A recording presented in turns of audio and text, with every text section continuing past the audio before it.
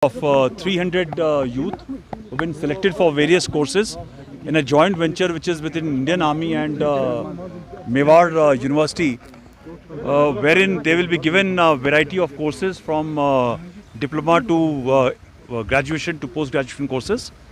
And the good part is that these children have been selected over a period of good process, and they are just likely to pay about 30,000 rupees for courses which are going to be costing about 1.5 to 2 lakh rupees per annum. Their entire facility, including hostel, faculty, studies, books, is absolutely free, which is being looked after by a joint venture of Indian Army and Mewar University. It's an outstanding venture. I think it'll allow our youth from Jammu, Kashmir and Ladakh to learn the various skill sets which are required for acquiring jobs and doing well for the society and the country. Sir. Okay, the first is that somebody is wanting to know about yesterday's operation. My sincere condolences for the losses we have suffered yesterday. This operation is still ongoing. There's a ultimate sacrifice which is being given by the brave soldiers. This is part of a different core zone where the operation is happening. I'd like to comment upon my own area.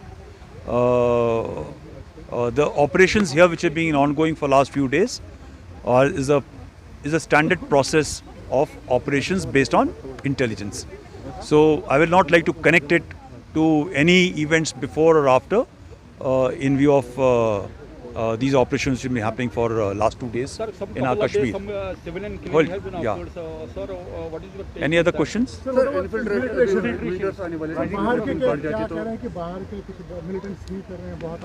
Look, after having kept for some time, this is an opportunity for this is the last ditch opportunity for our inimical agents across to ensure that they can push back certain terrorist and terrorist groups.